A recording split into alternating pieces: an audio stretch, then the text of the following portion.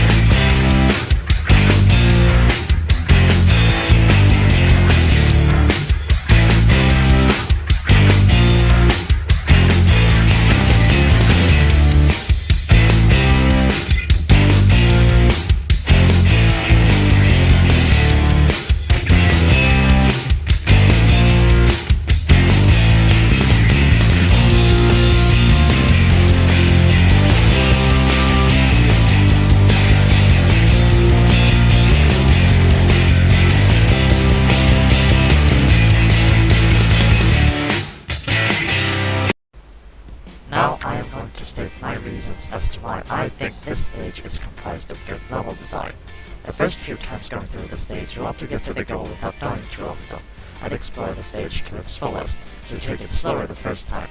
This includes landing on platforms without having to, in order to avoid dying. As you keep replaying the stage, you get more accustomed to how Sonic works in said level. You come to learn what different paths, items, etc. are available at any given moment, as well as what comes next and what you've already passed.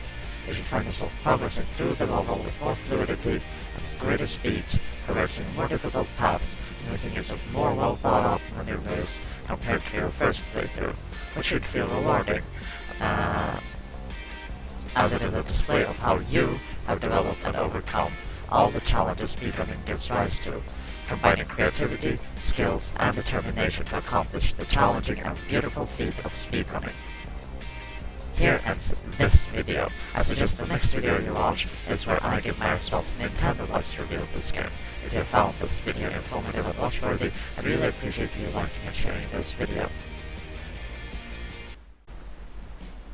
Welcome. In this video, I'll give my counter-arguments to a Nintendo Life's review, written by Thomas Whitehead.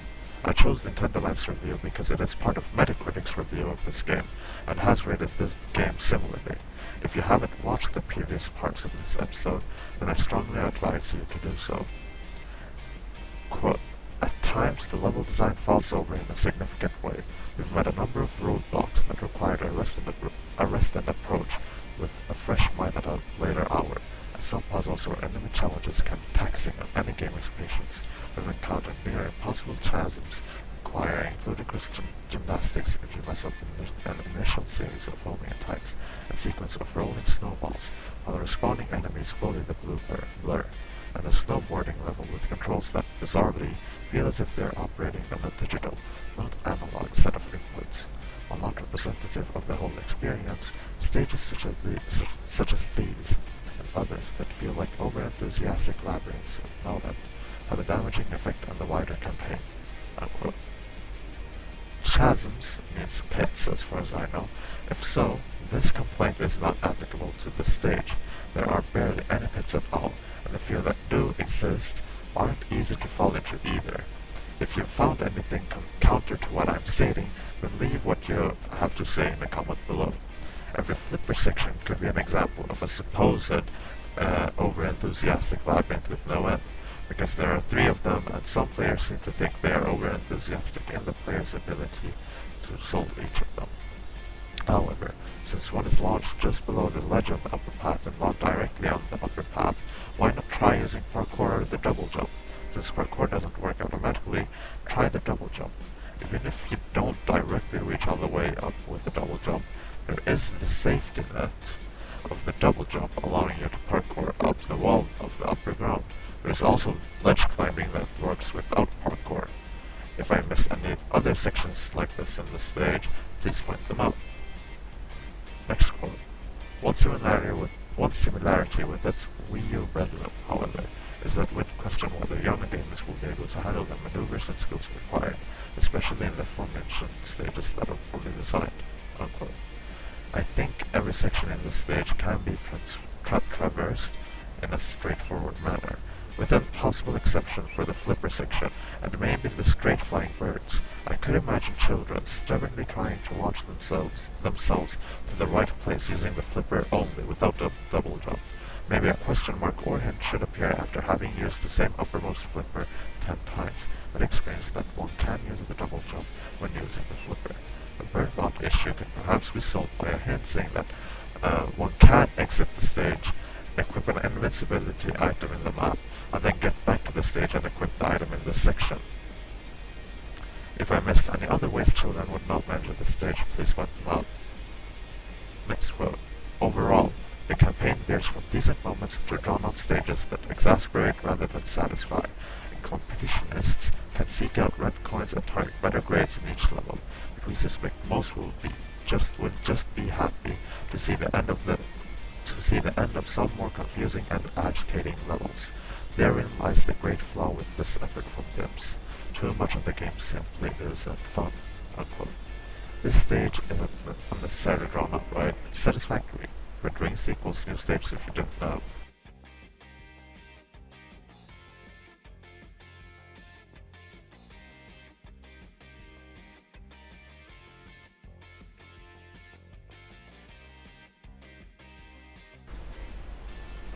Apart from the flipper sections, this stage doesn't seem to be confusing nor agitating. This stage is fun. Growth. Unfortunately, this is a title riddled with poorly designed stages, or in some cases, areas of stages. These issues vary in form, whether with sudden deaths, cruel one-shot combos, or unforgivably tedious stages that barely resemble the Sonic game at all, but instead rely upon unimaginative subtasks in open areas before progress is allowed, throwing fiddly controls that, though workable for experienced gamers, intimidate younger or less experienced gamers, and this is a Sonic adventure that comes across as a hodgepodge of ideas, some of which shouldn't have made it past the concept stage, unquote. This stage is not poorly designed, but with all the fun challenge and experience it provides. Both the blind run and speedrun, but especially so the speedrun, I could neither find any sudden deaths nor any cruel one-shot combos. So if you know of any, please point them out in a comment. Not tedious except maybe in the flipper sections. The speedy platforming makes it seem well suited to being in a Sonic game. You can't come up with open areas and imaginative subplots to proceed, except for a few ones bordering on that or to that when it comes to killing a number of enemies, but barely board quick, as these enemy hordes are fairly quickly killed if one uses methods such as the charged homing attack and multi-target homing. The charged homing attack should come as second nature by the time I play the stage, which is almost at the end of the game. Some may consider the flipper sections tedious and unimaginative. Flippers are easy. Surely you can time a jump just like any other platforming jump. You can even use a double jump to ensure you end up right where you want to. As for the flipper sections being unimaginative, you can combine flippers, double jumps, and wall parkouring to flip all the question mark thoughts in a fast and cool manner through mastery and flow. As for the controls being fiddly, there are numerous safety nets if one fails or dies, and there aren't any over-enthusiastic sections where unimaginable controls are needed, as far as I'm able to think of. So this part of the game is not some bad hodgepodge of ideas. Quote, Sonic Lost World on the 3DS has glimpses of excellence, but these flashes are overwhelmed by numerous mediocre stages and a few that are poorly designed and, as a result, too taxing to encourage enjoyment. Unquote. The stage is neither mediocre nor poorly designed, thus not too taxing to encourage enjoyment. Here ends this video. The next video you watch, I think, should be the video where I give my response to Some Call Me Johnny's review of this game. If you found this video informative and watch-worthy, I'd really appreciate you liking and sharing this video. Welcome. In this video, I will give my response to Some Call Me Johnny's review of this game. If you haven't watched the previous parts of this episode, then I strongly advise you to do so. He says, and I quote, "As soon as we head into Tropical Coast, the first issue with the level design slowly reveals its ugly self. The levels start getting too fucking long, and as soon as we head into Frozen Factory, the levels start getting really fucking long. Levels become tiring, and we'll be getting hand cramps so we can easily agitate it." Unquote. A proper blind run of this stage should take little less than 7 minutes, and with proper I mean to, unlike Kobe's chatty streaming playthrough of this stage, be more present in this game's mechanics and whatnot. If one wants to chat and play simultaneously, by all means the person should go ahead and chat and play at the same time, but one shouldn't blame the game too easily when one finds oneself lost. A speedrun of this stage should take about 3 minutes with a good amount of mastery. To put this into perspective, a good chunk of Sonic stages in Adventure 2 take between 1 and 2 minutes with quite a lot of skill. Unleashed daytime stages take about 2 minutes each with a rather large amount of skill, so I don't see reason to believe this stage is too long. Quote, "And that is where the second issue with level design will begin to take its course. The shit the game requires you to do in order to complete certain levels, not just certain tasks, and also the repetition of it all. It forces you to stop all of the downtime to flick switches, kill a certain amount of enemies, or deal with awkward controls for certain power-ups, just when you want the level to end." Unquote. In this stage, the speedrun contained no or next to no switches.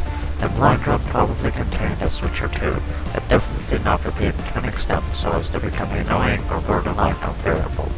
speedrun paths don't contain enemy arenas, so not the objective of killing enemies there. A few instances of enemy hordes in the blind run though, but those can be wrapped up too quickly for them to be considered boringly repetitive. This is because you generally only need one multiplied and charged homing attack or two to kill those 6 egg palms, and the street flying birds only need to be baited to the ground where they are both vulnerable to the homing attack and within reach. The only power-up this stage seems to contain is the laser. The laser doesn't feel awkward, it's responsive, doesn't require gyro, and it's very flexible in how it can be used and cancelled. He says, quote, "Focus lies on marathon levels, an insane amount of monotony, too many instances of trial and error." Unquote. This stage doesn't comprise few things that are dragged out to fit an entire stage. Rail sections, momentum-based leaps, the laser with sticky wheels, parkour with the precision sensor, and sets of enemies. So I don't think this stage is monotonous. As for trial and error, it's oftentimes nowhere near the degree where errors mean death. Quote, "This isn't even including the numerous do-or-die situations the second half of the game is played with. Tons of areas where using parkour over boundless pits is mandatory. A shitload of areas where whiz powers are mandatory in order to complete levels or die trying." Unquote. While true of a later flipper section in this stage, none of the other do-or-die situations are likely to kill you. This stage has the laser, which makes using it correctly a breeze. Here it's this video. The next video you should watch, I think, should be the video where I give my response to the criticism of both Kobani Money 456 and IGN. If you found this video informative and watchworthy, I'd really appreciate you liking and sharing this video. Welcome. In this video, I will give my response to the criticism of Kobani Money 456 and IGN. If you haven't watched the previous parts of this episode, then I strongly advise you to do so. First off, let's look at Kobani Money 456's criticism of this game. He becomes stuck in the flipper section because he doesn't know what to do. I gave a similar response in Nintendo Life, but in case you haven't watched the video on Nintendo Life, I'll mention this again. One solution that becomes more obvious the more you play it around the place is to flip all the question mark slots. This is because the higher the number that are flipped, the more blocks on the side and on the top vanish. Because you can go beyond the blocks on the right to the wisp, why should you not be able to go beyond the blocks upwards? That's pretty much the only path that goes anywhere except where one came from. However, since one is launched just below the ledge of the upper path and not directly on the upper path, why not try using parkour over the double jump? Since parkour doesn't work automatically, try the double jump. Even if you don't directly reach all the way up with the double jump, there is the safety net of the double jump allowing you to parkour up the wall of the upper ground. There is also ledge climbing that works without parkour. Now that I've addressed Kobani Money 456, I'll move on to Jose Otero's review on IGN. Otero writes, and I quote, "Galaxy largely gives us freedom to explore and platform through carefully constructed levels at our own pace. By comparison, the idea of firing a hedgehog out of a slingshot as he tries to navigate fragmented terrain at high speeds feels misguided. To Lostworm's credit, a few stages managed to achieve this tall order, but the majority failed to capture that Mario magic." Unquote. Locking pace, the thing everyone complains makes Sonic too similar to Mario. With locking pace, one is very unlikely to feel so uncontrollable. However, the blind run doesn't suggest the stage's fragmented design to feel unsuited to Sonic's style of gameplay. There aren't many blocky starts and stops. Quote, "Sonic's sensation of speed is mostly intact and most stages look impressive, but Sonic Lost World stumbles due to poor level design. Pathways don't always make sense, and all the momentum building tools in the world won't save a game from so many awkward stops and stops. The level design for this stage is poor form considers all the enjoyable aspects this stage is comprised of. I agree though that flipper section may have benefited from a question mark explaining how flipper sections work, or that one should need to double jump when launched from the flipper to parkour, that it should perhaps happen just by hitting a wall launched by a flipper. Although it's possible the game developers consciously made progressing through the flipper sections more difficult by breaking some patterns, but not all patterns. The pattern that would be broken would be to not be able to parkour automatically when launched on a wall. But a pattern not broken would be that one had nowhere to go but up. So one way or another, one had to get all the way up. What is meant with pathways not making sense could be that one can't run up some walls, or that the slower-paced 3D sections with their supposed narrow camera angle makes it difficult for the player to make sense of his or her situation to know how to move forward. Aside from the burnout sections that can be considered to be just shy of awkward stops, I can't find any awkward such stops. If anyone's watching this knows of such instances at this stage, then go ahead and point it out to me in a comment. And here is the last part of this 4-part series of trying to redeem Skyrim 1 of Sonic Bells from 3DS. I hope you learned a number of things from these videos, and I hope you look forward to my next episode where I'll be redeeming Skyrim, Silent Forest 3. If you found this series informative and worthy of watching, I'd really appreciate you liking and sharing this video. Also, if you want to be notified of when I release my next video, would it perhaps not be best if you subscribe to my channel? Stay critical and stay humble. See you next time.